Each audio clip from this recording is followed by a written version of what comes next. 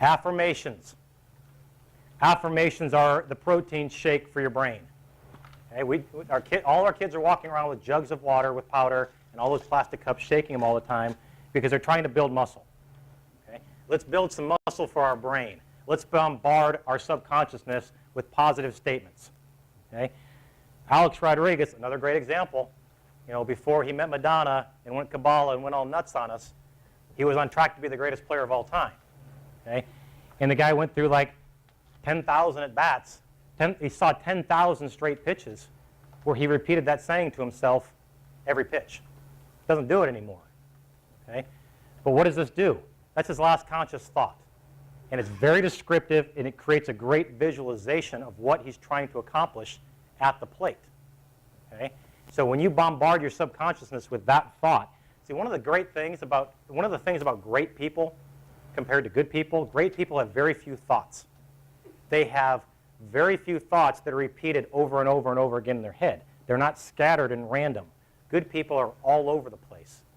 You know, Alex, what do? You know, I hit solid with an accelerated bat head. You know, over and over and over again. Alex Rodriguez needed an affirmation getting into the box. Okay? Tony La Russa, at the end of every half inning, his entire career, slow it down by staying ahead of it to stay on top of it. Okay? When he's got his little 2-minute break, you know, where he's on his little card, you see it all the time. You know, what are my matchups? What's going on here? Because again, the game speeds up on all of us really quick. The next thing you know, we got the wrong guy getting loose, and we've just scored 4 runs, and we got our key reliever getting hot. And we're going, what? Well, it got fast on us, just like it gets fast on our players. But the next thing you know, they got the left-hander coming up, and we didn't get the left-hander hot because we had 2 outs on 5 pitches, and it sped up on us. Okay? So, again, you got a great player and a great manager, and they've got these affirmations. Affirmations for me are huge. I've given you a handout in there from Bob Rotella, who's a golf mental game expert. And I believe his work is as good as anybody's, but I'm just going to read one of these affirmations to you. And I want you to imagine, what if you had athletes who read this statement to themselves, who played it on an MP3 player to themselves 6, 7, 8 times a day, and so now you're digging a mental channel, and they are going to be looking at the world through a different lens. Okay? Winning on the back page. I am a winner.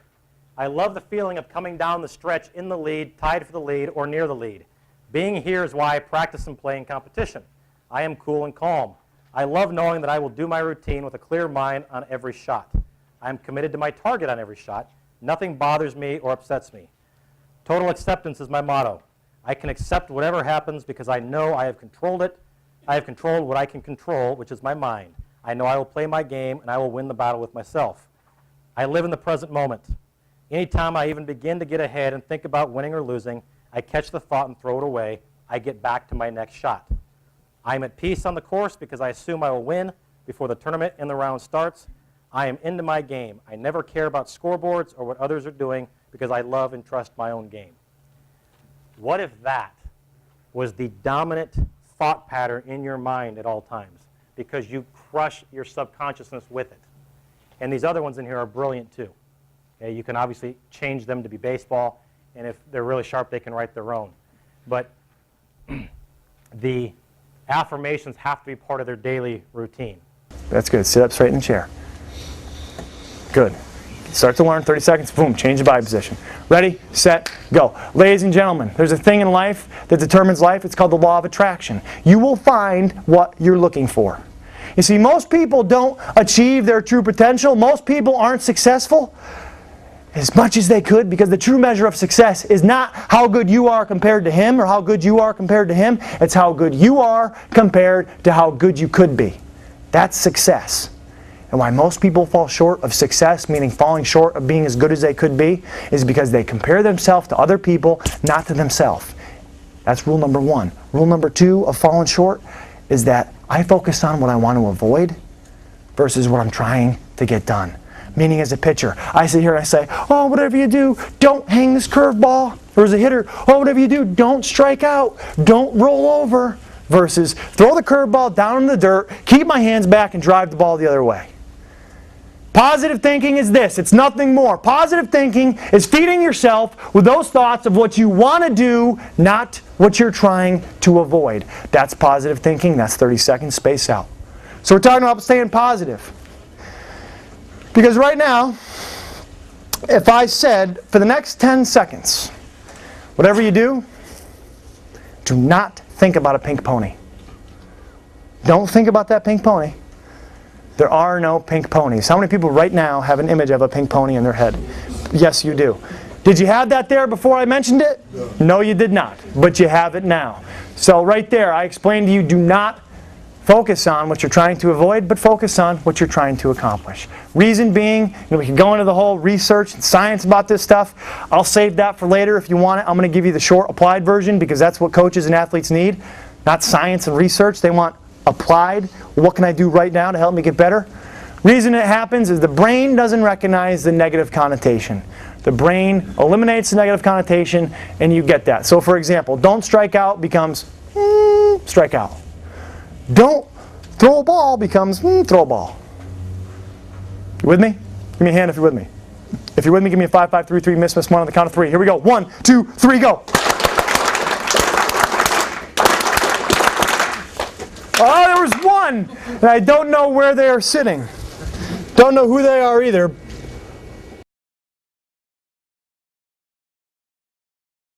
Hey everybody, Brian Kane, your peak performance coach here, and today we're talking about the ability to flush it, the ability to have a release ritual. You see, the game of baseball, the two most challenging opponents you have are what I call failure and frustration. Failure, because if you succeed 35% of the time, you are an All-American, you are going to the Hall of Fame. You're going to fail a lot more than you succeed. As a pitcher, you can do everything right, make your pitch, throw it exactly where you want it to go, and you get a base hit. So everything you did within the process, everything you did within your control was exactly right, but you didn't get your result. And that's why in baseball, as a coach, we must place emphasis on the process over the outcome, because the process is what we can control, the outcome we can't. But for our athletes and for us as coaches, we must have what I call a release routine. So when the garbage hits the fan and there's negativity, we have something physical that we do to help us mentally get to the next pitch. We've talked about in other videos, so what next pitch? In this video, I want to give you something physically you can do to help flush it and get on to the next pitch. A lot of great teams I'll work with will have this toilet bank that sits in their dugout. I believe there's some toilet banks that are available through the Baseball Education Center if you wanted to have one in your dugout. But what the flush it mechanism is we want to have something physical that we do to help us get rid of something mentally.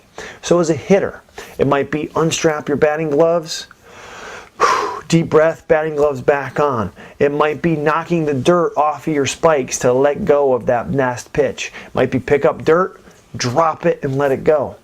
As a pitcher, your release routine might just be step off the back of the mound, wipe the rubber with your foot, clean the rubber, clean the slate, next pitch. It might be turn your back to home plate. Look out in center field at what we call the focal point. It might be the top of a flagpole, it might be a spot on the fence, whatever it is. Take that good deep breath, turn your face back as that one pitch warrior ready to attack the zone with that next pitch. Defensively, same thing. Turn your back to home plate, take your glove off. With your back's to home plate and your gloves off, get negative, beat yourself up, have your pity party, it's fine. But when you're ready to come back and play that next pitch, either you look at the right field foul pole or the left field foul pole or somewhere in center field, you take that good deep breath to help you flush it. You turn your face back ready to play the game as a one-pitch warrior. As a coach, you must have a release routine that you use. It might be taking your hat off, running your hand through your hair, hat goes back on, next pitch. It might be you turning your back to home plate in the dugout, doing whatever you got to do, and then when your face comes back to the home plate, it's next pitch. But coach, most importantly, you must realize that your energy is contagious with the team, especially the younger the athlete. You got to be even more positive because you are that much more contagious. If you're a high school coach and below, extremely contagious. Even the college coaches I work with, some of the best programs in the country, have to spend a lot of time working on the coach's body language and giving the coach a release routine so that when things don't go well, I got one guarantee, things aren't going to go well. What are you going to do? We must practice the release so that we know that what we're going to do when things don't go well. So for example, in batting practice, I might say to a hitter, hey, the umpire just screwed you. The umpire just had a call go against you. Step out of the box, flush it. What are you going to do to flush? They might step out, undo the batting gloves, stretch, then get back in their routine and their breath back into play the next pitch. Having a release routine, being proactive, knowing what you're going to do when the garbage hits the fan. It's going to make a huge difference in your team's ability to be resilient and overcome adversity.